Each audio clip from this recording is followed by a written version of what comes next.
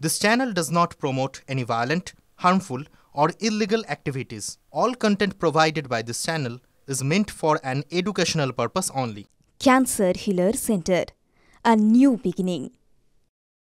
নমস্কার, স্বাগত আপনাকে টিভি9 বাংলায়। আমি দীপ রয়েছে আপনার সঙ্গে। ঘড়িতে সময় সকাল 9টা, তার মানে টিভি9 বাংলায় এখন সময় ফার্স্ট ব্রেক অ্যাট 9-এর।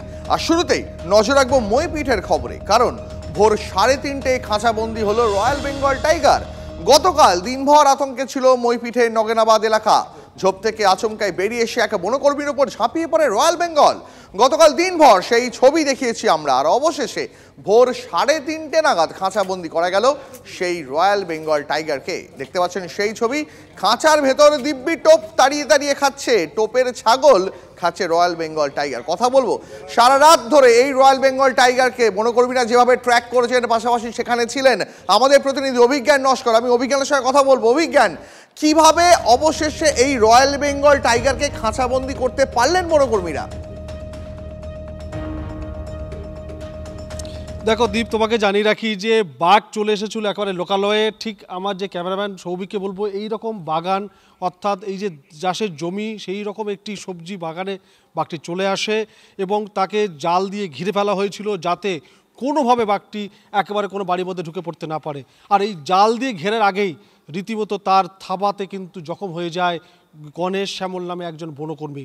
এবং স্বাভাবিকভাবেই স্নায়ু উত্তেজনার মধ্যে কাজ করতে হচ্ছে বন দপ্তরকে, এবং প্রাথমিকভাবে তারা সিদ্ধান্ত নিয়েছে যে যেভাবেই হোক বাঘটিকে খাঁচাবন্দি করতে হবে। এবং সেই কারণেই ডিএফও নিশা গোস্বামী নিজে দাঁড়িয়ে থেকে সেখানে সন্ধ্যের ঠিক আগে দুখানা খাঁচা পেতে দেন এবং সেখানে ছাগল দেওয়া হয় খাবারের টোপ হিসাবেই। এবং যদি সেখানে ছাগল খাবে টোপ হিসেবে যদি বাঘটি খেতে আসে, তাহলে কিন্তু বাঘটাকে খাঁচাবন্দি করা যাবে। অন্যথায় আজকের বাঘটিকে প্রয়োজনে ঘুমপাড়ানি বন্দুক দিয়ে কাবু করার পরিকল্পনা ছিল, কিন্তু দেখা যায় যে ভোর 3:30 নাগাদ একেবারে সরাসরি বাঘটি খাঁচার মধ্যে ঢুকে গিয়েছে ছাগল খেতেই। সঙ্গে সঙ্গে একেবারে যে খাঁচার যে দরজা বন্ধ হয়ে গিয়েছে, তখনই শুরু হয় তর্জন গর্জন। বন দপ্তরের কর্তাদের মুখে তখন হাসি যে বাঘ খাঁচাবন্দি হয়েছে।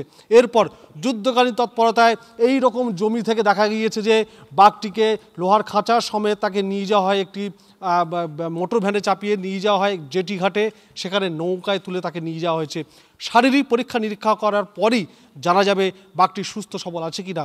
ডিএফও নিজে যেটা জানিয়েছেন যে বছর 10 হচ্ছে ওই বাঘের বয়স। একেবারে অভিজ্ঞান, অনেক ধন্যবাদ তোমাকে, অনেক ধন্যবাদ। তো ডিএফও যে কথা অভিজ্ঞান বলছিল, ডিএফও তিনি কি জানিয়েছেন আমাদের শোনাই।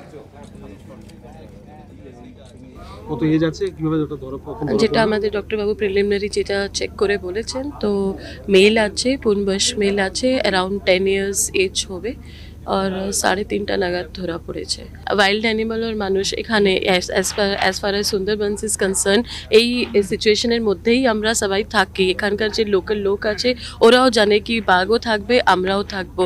তো সেই যে কো এক্সিস্টেন্সটা রয়েছে, সেই কো এক্সিস্টেন্সের মধ্যে কোনো সময় এরকম সিচুয়েশনটা ক্রিয়েট হয়ে যায়। কেন বাঘের সংখ্যাও অনেকটা বেড়েছে অ্যান্ড মানুষের সংখ্যা বাড়ছে, তার জন্য ইন্টারাকশনও একটু বেশি হচ্ছে বিটুইন হিউম্যান অ্যান্ড টাইগার। মইপিঠের এই রয়্যাল বেঙ্গল টাইগার যে বনকর্মীর ওপর ঝাঁপিয়ে পড়ে, সেই আহত বনকর্মীর শারীরিক অবস্থা এখন স্থিতিশীল। কথা বলতে পারছেন গণেশ শ্যামল। এসএসকেএমের চিকিৎসাধীন রয়েছেন আহত এই বনকর্মী। তার সঙ্গে রয়েছেন তার পরিবারের সদস্যরা। কেমন রয়েছেন গণেশবাবু, কথা বলে জানবো। আমাদের সঙ্গে সুশোভন রয়েছেন টেলিফোন লাইনে।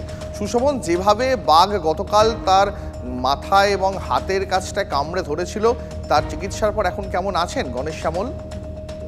দেখো, এখন তিনি যথেষ্টই ঠিকঠাক রয়েছেন, স্থিতিশীল রয়েছেন। তার বাড়ির লোকেরা যারা রয়েছেন তারা যেটা বলছেন যে হাতের যে অবস্থা ছিল, অর্থাৎ হাতের তালু, সেখানে গতকাল রক্তক্ষরণ দেখা গেলেও আজকে সকাল থেকে সেই রক্তক্ষরণ দেখা যাচ্ছে না, অর্থাৎ বিপদমুক্ত।